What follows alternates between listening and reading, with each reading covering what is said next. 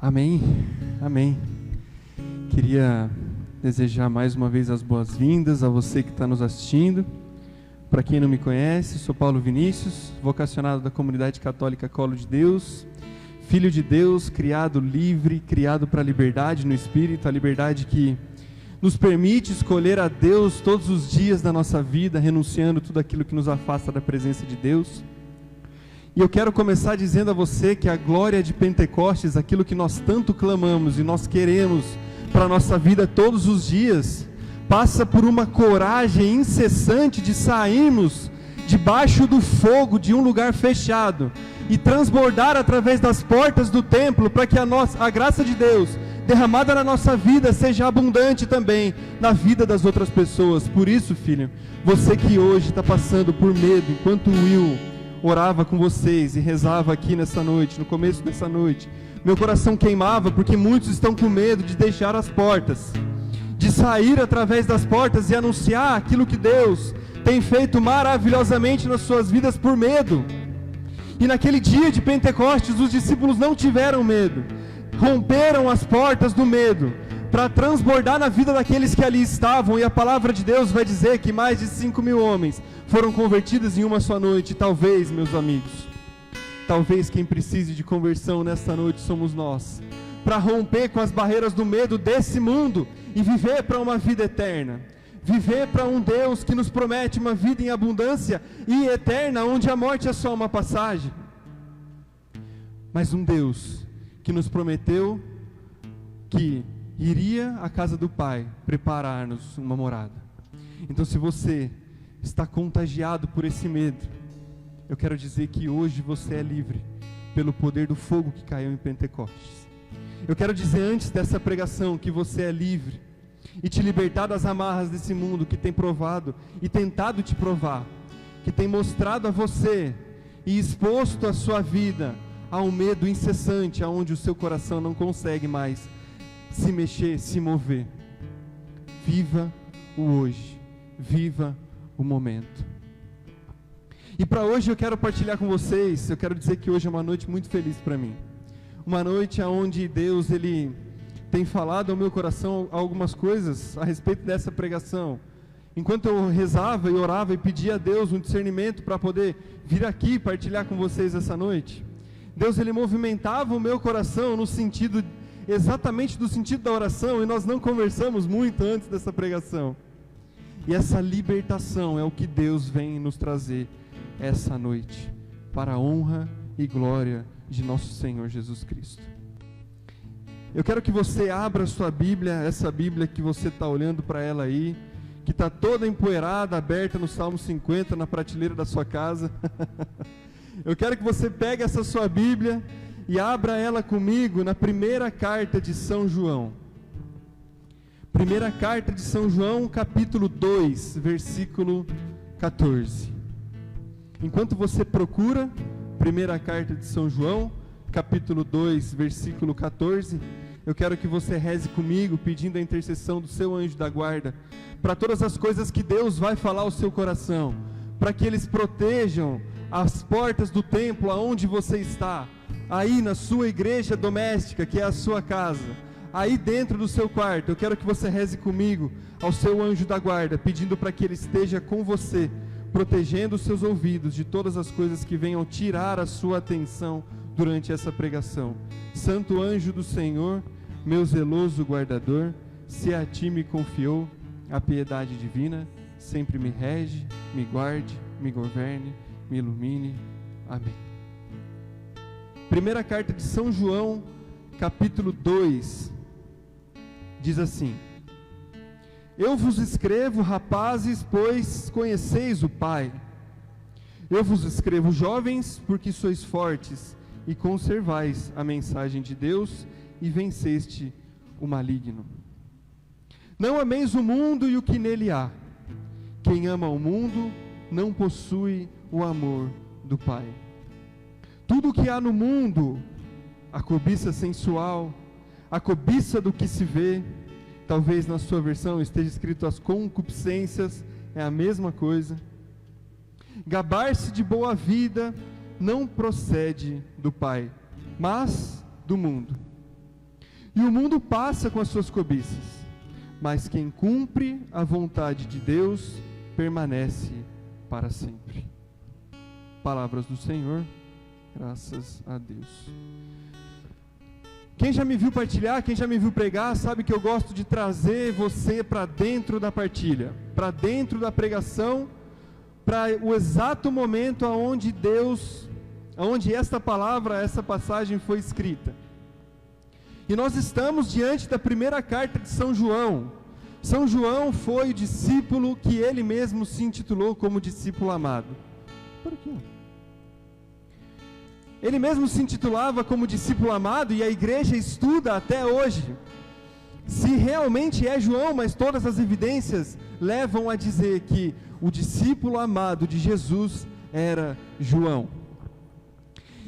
E João era o discípulo amado de Jesus não porque Jesus preferia João aos outros, não porque Jesus queria mais a João do que os outros, mas que isso significa que João despertou em Jesus um olhar que os outros discípulos não despertaram em Jesus. E é exatamente essa a maior lição de João para nós. Nós temos que todos os dias despertar em Jesus um amor por nós diferente dos outros. Porque se você, meu amigo, meu irmão, minha irmã, você está vendo essa partilha, essa pregação e essa noite, significa que você é sim um eleito de Deus. E esse é o momento onde você precisa se decidir por despertar esse amor de Jesus em você, para que você seja também o discípulo amado de Jesus. E como é que João nos ensina a fazer isso? João, por volta dos anos 80 ou 90 depois de Cristo, ele vem escrever essa carta. Gostaria de lembrar que no momento que João escreve essa carta, o Novo Testamento ainda não era conhecido, ainda não era público. Alguns estudiosos dizem que João conheceu parte dos evangelhos, e por isso ele tenha sido o último a escrever o seu evangelho, e as cartas também vieram nessa mesma época.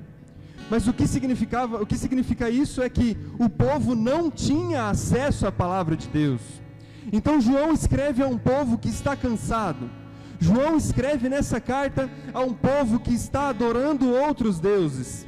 João escreve nessa carta a um povo que já não aguenta mais tanto sofrimento, pelo simples fato de dizer que são de Deus, que são cristãos, seguidores dos ensinamentos de Cristo. E o povo não aguenta mais esse sofrimento. Por isso que Deus, enquanto eu preparava essa partilha, Ele me dizia que essa noite era a noite de eu te pregar a esperança que vem de Deus.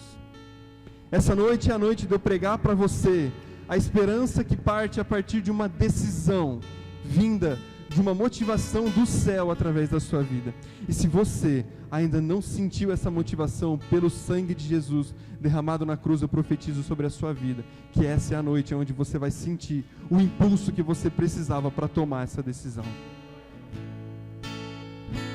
Quando João escreve essa carta, ele usa alguns termos muito peculiares.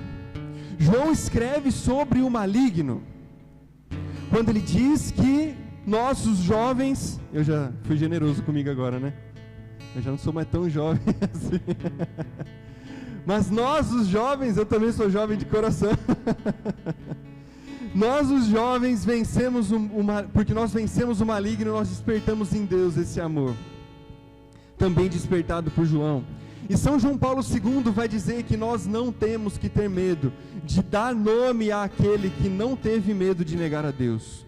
O maligno, ele é para nós ainda uma tentação muito presente, e consequência do nosso tempo é que nós temos deixado de fato de lado as coisas que vêm dele, e tomado para a nossa vida como se fossem coisas vindas do próprio Deus, por medo, por inconstância, talvez por medo do próprio maligno. Mas hoje em dia, meus irmãos, hoje em dia, a maior armadilha de Satanás é tentar se passar desapercebido. A maior armadilha de Satanás é tentar passar através da sua vida sem ser percebido, colocando situações onde ele próprio impulsiona o seu coração a tomar algumas decisões inconscientes, mas que no fundo levam à adoração a ele próprio e não a Deus. Uma dessas atitudes, meus irmãos, São João vai dizer, quando ele diz a comunidade, porque João escreve a uma comunidade, ele vai tentar hoje se passar por nós. O maligno tenta se passar por nós hoje desapercebido, quando nós fazemos questão de justificar o nosso erro, no erro do todo. Nós temos a certeza vindo de Deus, através da boca de João, que nós vencemos o maligno, e mesmo assim nós continuamos justificando os nossos erros com base no todo. Mas se todo mundo faz isso, eu também posso fazer. Mas se a minha comunidade faz isso, eu também posso fazer. Se o pregador faz isso, eu também posso fazer. Mas nós nos esquecemos que a salvação, ela é individual. Nós nos esquecemos que a apresentação diante de Deus, ela se dará através de um a um. Isso porque o nosso tempo tem nos motivado a agir dessa forma em todo momento. O nosso tempo, ele tem nos motivado a sempre pensar em uma forma de tirar a responsabilidade que é nossa e jogar em outras pessoas. Não, mas ele que me mandou fazer. Mas o outro que me mandou fazer. Não. A responsabilidade pela santidade e pela salvação, ela é própria. E nós não temos mais percebido que essa é uma armadilha do próprio Satanás. E João vem trazer um alerta para nós, para que nós voltemos a olhar e ter um olhar íntimo para os erros que nós mesmos cometemos. João, ele vai utilizar da palavra também o mundo, tentando nos alertar sobre tudo isso que nós temos vivido até hoje, 2000 anos depois. A palavra de Deus, ela usa a palavra mundo uma série de vezes, mas para nós hoje, em qual contexto a palavra é nos apresentada através de João? Ela é nos apresentada no sentido daquilo que opõe a Deus. Eu não gosto muito daquele discurso que fala que você não pode ser do mundo. Quando o mundo não é muito bem esclarecido a você aquilo que ele representa, dá a impressão que nós vivemos fora de um tempo, mas nós somos chamados a ser santos e responsáveis pelos nossos atos. Hoje, no presente, nós vivemos no mundo, mas nós não pertencemos a este mundo. E João traz exatamente esta visão quando ele usa o mundo, aquilo que se opõe a Deus, aquilo tudo que é contrário a Deus e também ao próprio homem, com a única finalidade de afastar o homem do coração de Deus. Se você parar para pensar, o mundo, ele é passageiro. Todos nós que estamos aqui, eu não conheci ninguém ainda com mais de 200 anos. Conheceu, Will? Eu também não conheci não. Ninguém com mais de 200 anos. A não ser lá no Antigo Testamento, né? Que o povo vivia pra caramba. Vivia 600, 700 anos, 1200 anos. Minha Nossa Senhora. Viver 80 já está difícil. Talvez nós conhecemos algumas pessoas que viveram mais que as outras, mas ninguém é eterno nesse mundo.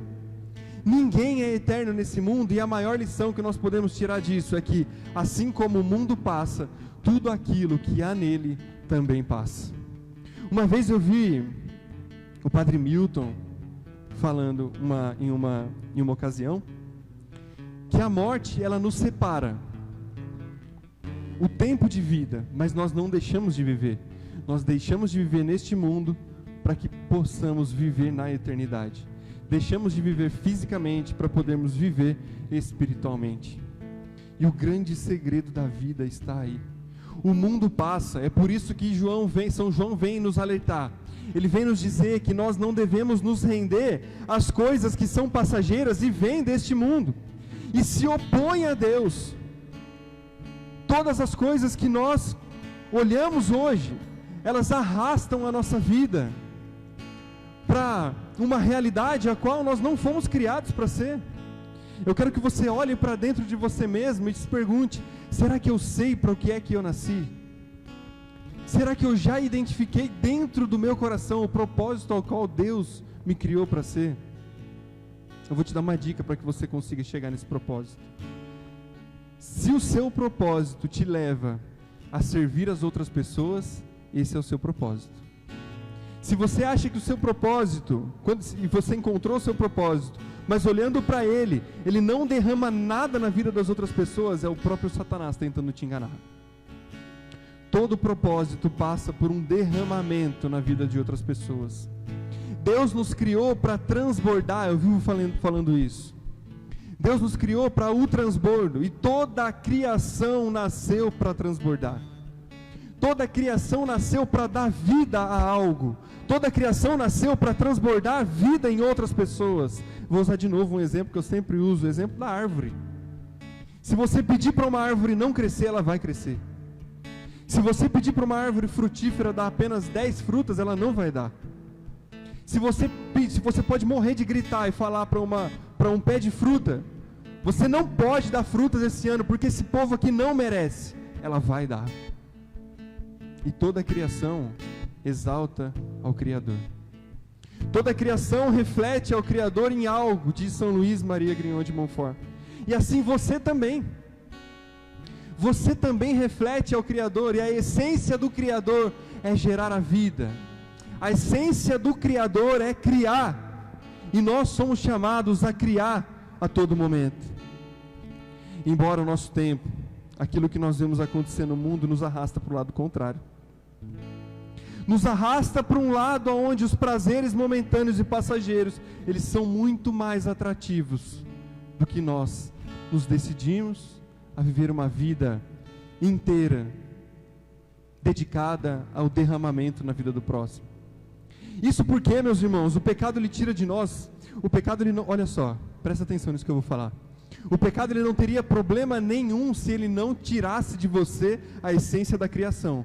E por isso o pecado ele é pecado, porque ele arranca de você aquilo que você nasceu para ser. Ele arranca de você a essência de criar e dar a vida. E como é que ele arranca de você? Quando você se rende, vamos usar aqui alguns exemplos da própria carta de João.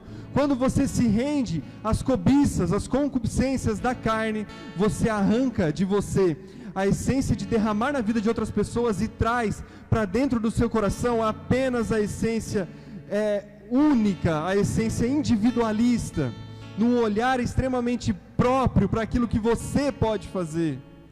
E Deus não nos criou para isso.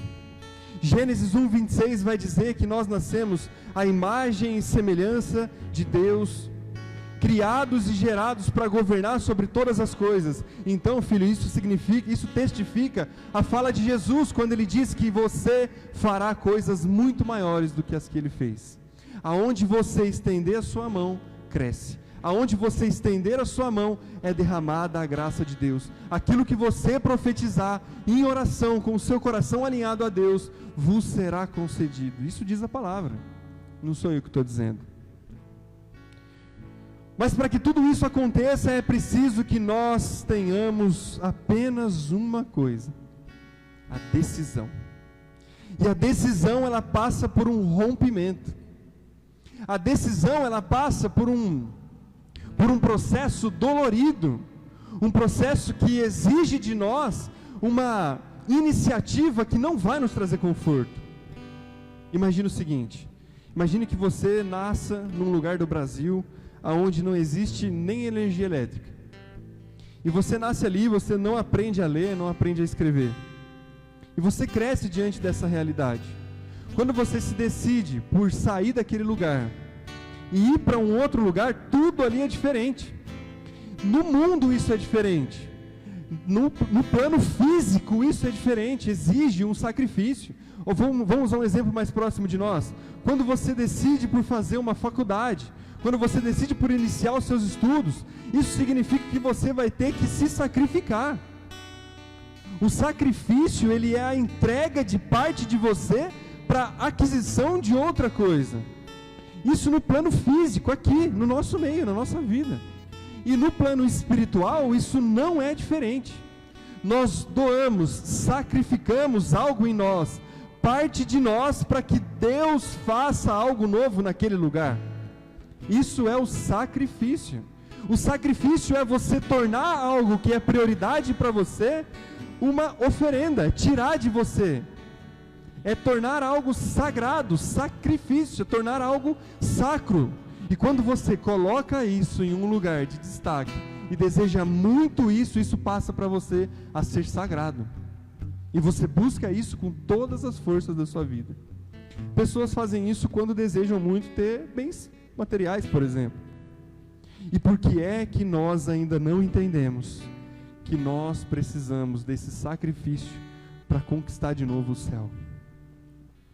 Por que é que para nós é tão difícil arrancar de nós a essência do pecado, do erro, para tornar algo sacro, santo, para que nós voltemos a ganhar os olhares de Deus, para que nós voltemos a receber da parte de Deus as graças que Ele nos promete todos os dias?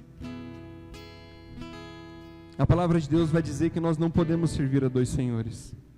Mateus 6,24 diz que nós não podemos servir a dois senhores.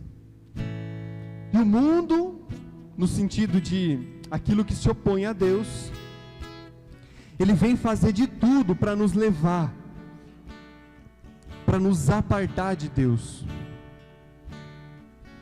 E quando São João vai dizer o rendimento, as cobiças da carne, as concupiscências da carne, ele está dizendo para nós, filhos, que hoje nós temos que romper com o comodismo.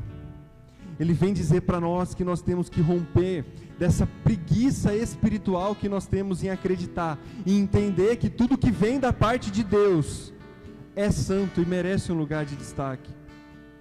Isso porque hoje as coisas na vida estão fáceis. É tudo muito fácil de se conseguir. Mas os bens que vêm de Deus, os bens espirituais, eles não são como um tênis ou como um bem físico, que nós vamos na loja e compramos. Pegamos dinheiro dos pais, ou emprestamos dinheiro de alguém, ou trabalhamos muito, vamos lá e compramos. A graça de Deus, ela não é conquistada com bens materiais, mas a graça de Deus, ela é conquistada com algo que dói muito, filhos. Que dói muito. E esse algo que dói muito se chama rompimento. Esse algo que dói muito se chama retirar de nós, romper, rasgar, arrancar de nós a participação nas coisas deste mundo. O nosso coração, ele precisa voltar a vibrar na mesma frequência do coração de Deus. Isso traz de nós e devolve a nós a certeza de que o caminho, ele não vai ser curto, que o caminho, ele não vai ser o mais tranquilo, mas garante para nós que durante o caminho, durante as pedras do caminho, Deus estará conosco, nos sustentando. Por isso, filho, se você tem medo hoje de romper com algo que te afasta de Deus, e o Will foi muito providente no seu momento de oração, se você tem medo de romper com aquilo que Satanás tem colocado no seu coração, e tem arrancado de você a sua ligação com Deus, que nessa noite, pelo sangue de Cristo derramado no madeiro, você tem essa coragem. Nada nesse mundo é eterno, e assim como tudo nesse mundo passa, isso também passa, filho. Isso também passa. Coragem, jovens, porque vós vencestes o mundo. Coragem, porque vencestes o maligno. Coragem, porque conservais a mensagem que vem de Deus.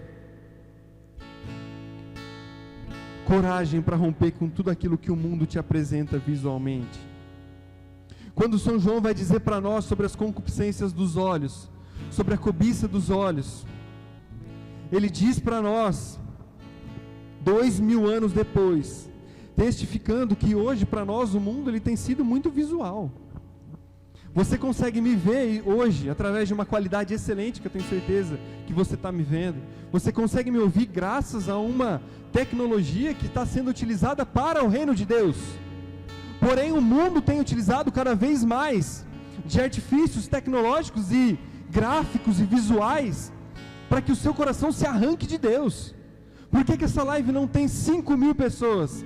Porque existe no mundo algo visual, trazendo as concupiscências dos olhos de uma maneira muito mais destacada. E isso é um plano que não é por acaso, filho. Não é por acaso.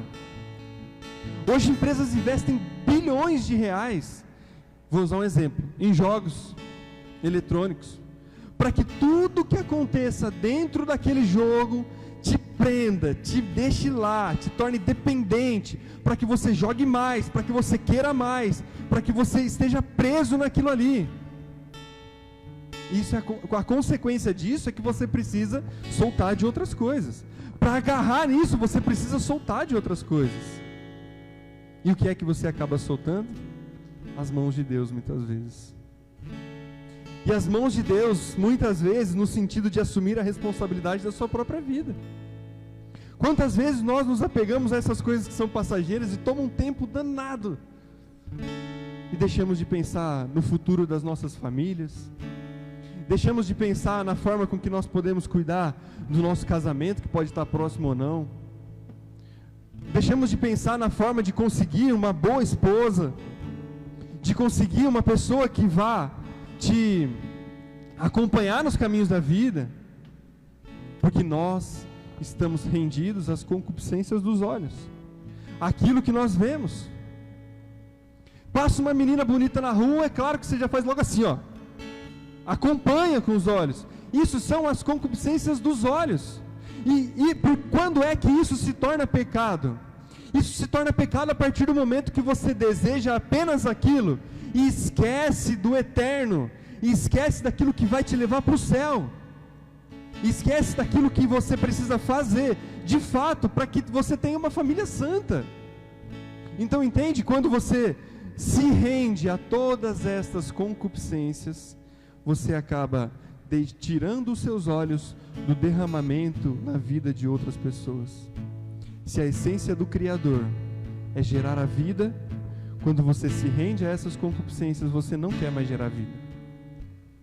Por isso que nós vemos famílias cada vez menos numerosas, por isso que nós vemos muitos casais se casando e, não quero ter filhos.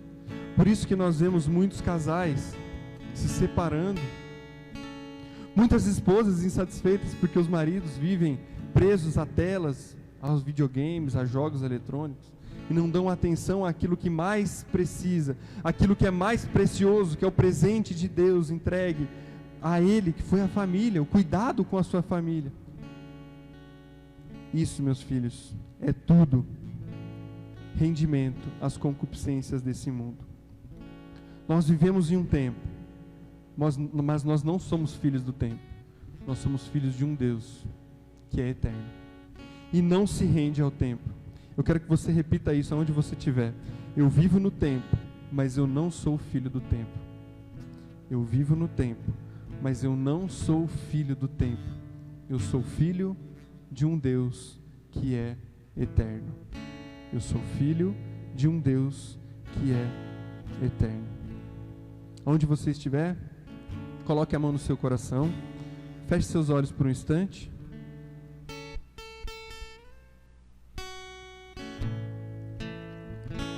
Feche seus olhos por um instante e reflita. Onde é que Deus ele tem gritado ao seu coração essa noite? Para que você torne a gerar a vida, para que você volte a gerar a vida. Quais são as artimanhas e as armadilhas de Satanás que tem tirado os seus olhos daquilo que é eterno e ligado os seus olhos naquilo que é temporal? Aonde é que você tem ligado a sua vida ao natural e esquecido que nós vivemos sobre um plano sobrenatural? Quando você rende os seus olhos, filho,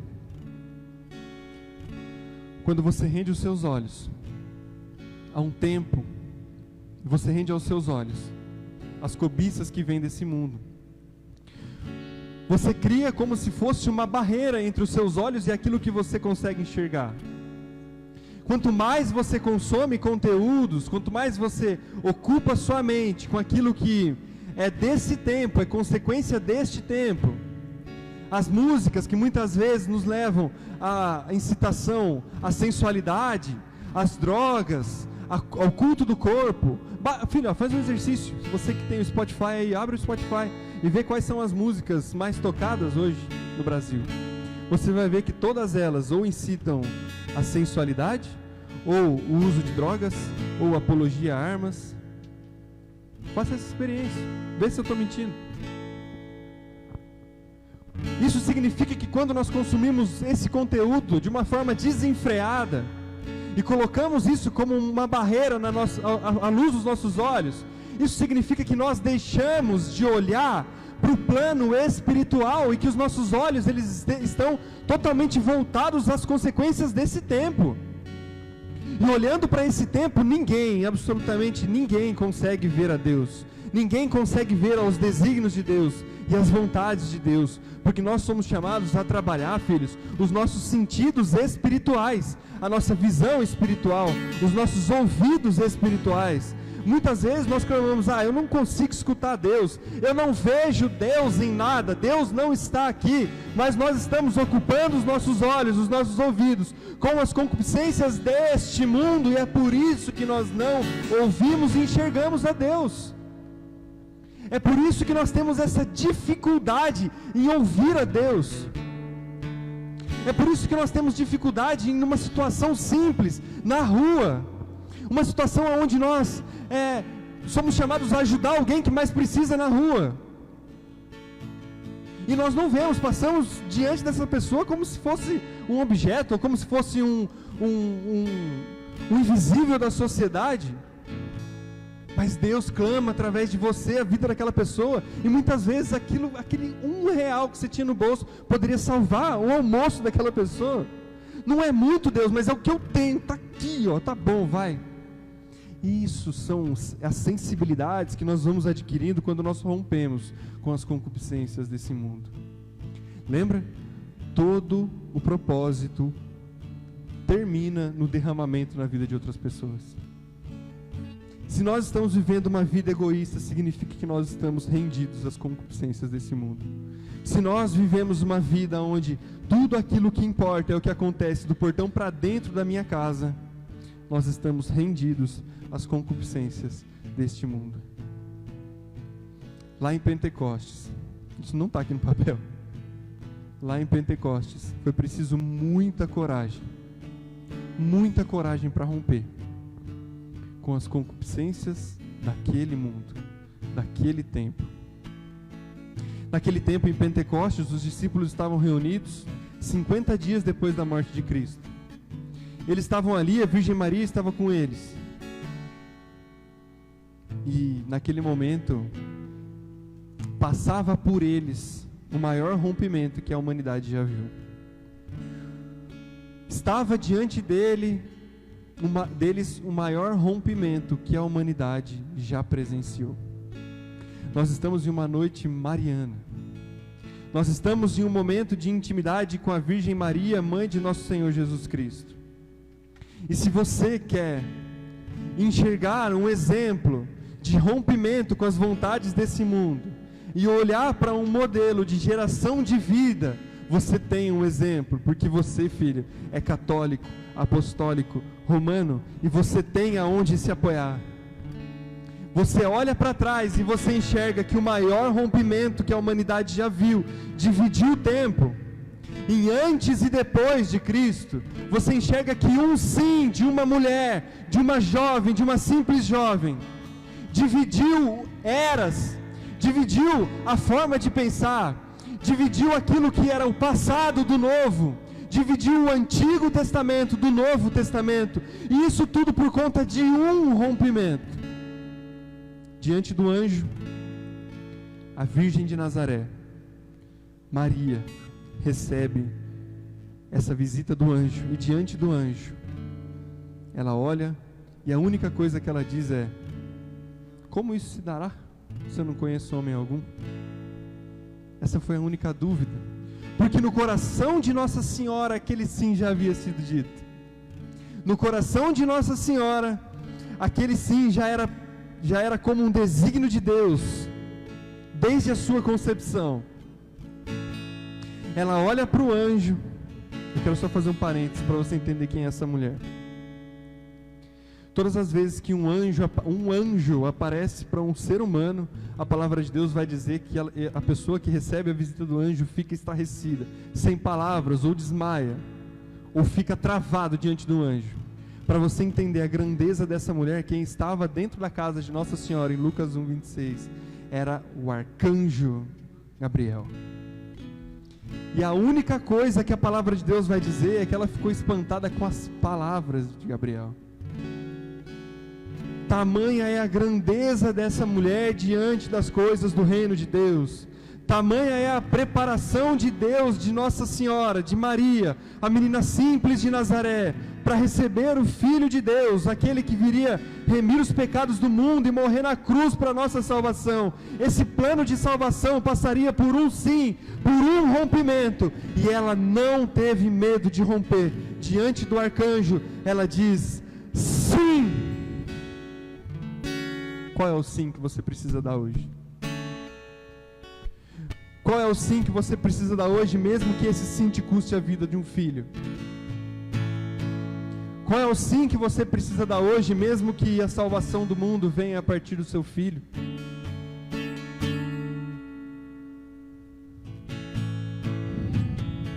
Respira fundo aí, enche seu pulmão de ar. Solta.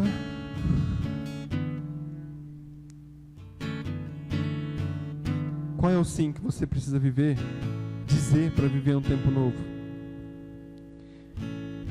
Talvez o sim que você tenha a dar hoje é um sim que vai dividir. É um sim que vai dividir o antigo do novo da sua vida. Talvez o sim que você precise dar hoje, assim como Nossa Senhora deu o sim dela, vá romper com um tempo de tristeza, com um tempo de crises, com um tempo onde você não consegue enxergar a Deus, e vá dar início na sua vida a um tempo de esperança.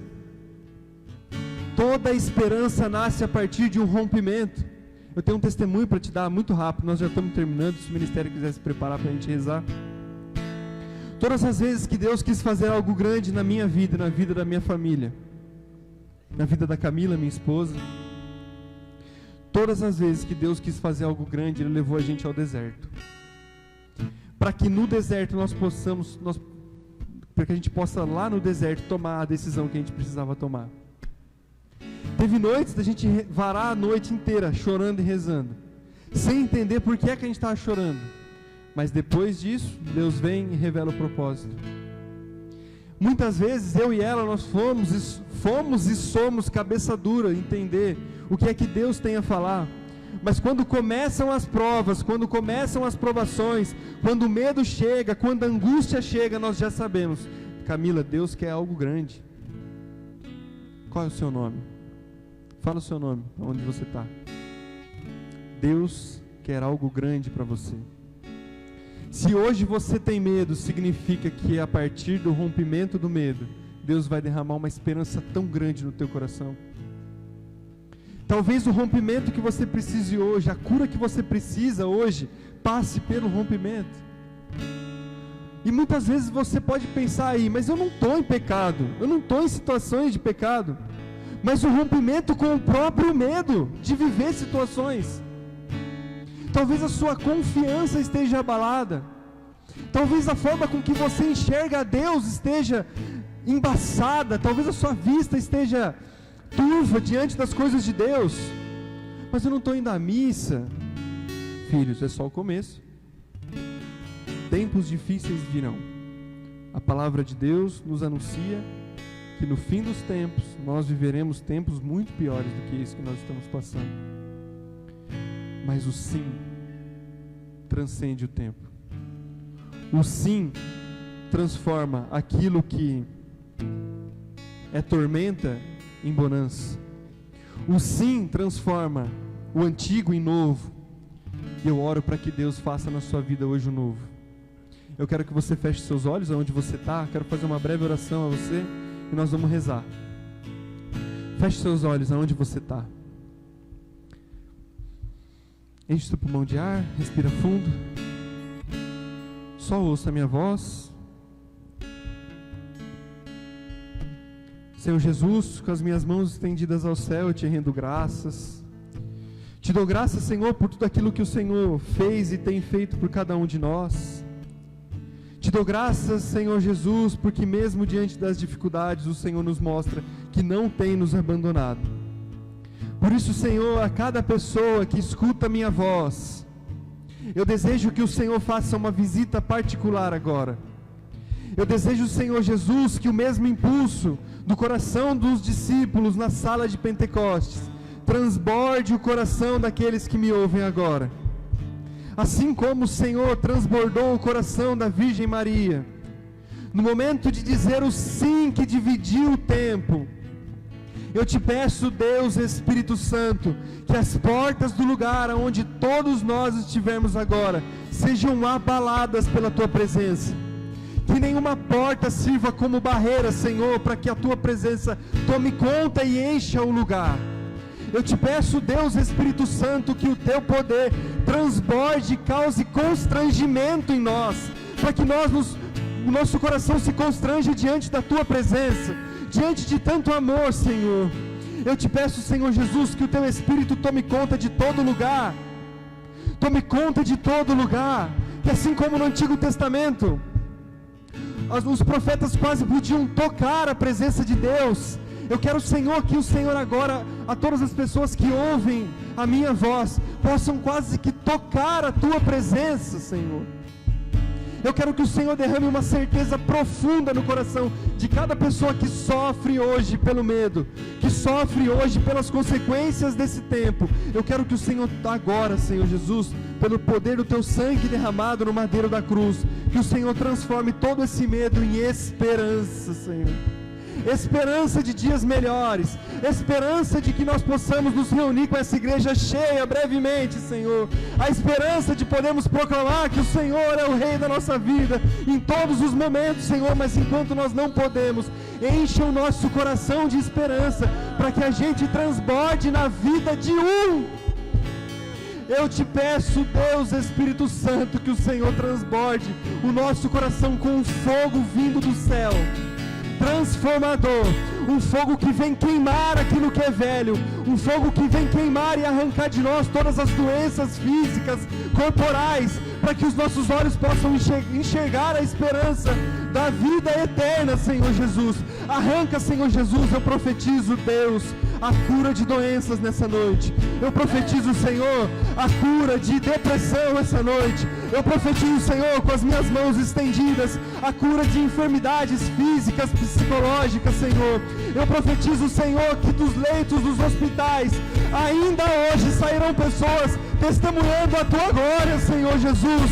E é diante da Tua presença real neste lugar, Senhor, que eu profetizo um tempo novo na vida de cada pessoa que está nos ouvindo.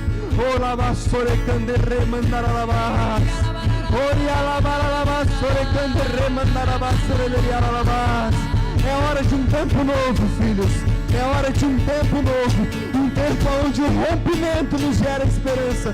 Não tenha medo, coragem no coração para romper com aquilo que você precisa romper, com as armadilhas de Satanás, para que você seja transbordado da esperança que vem do próprio Cristo. Aleluia, Senhor. Louvado seja o Teu santo nome, Deus Espírito Santo. Louvado seja porque o Senhor é bom. Louvado seja porque o Senhor dita todas as coisas na nossa vida, Senhor. E obrigado porque o Senhor não nos abandona.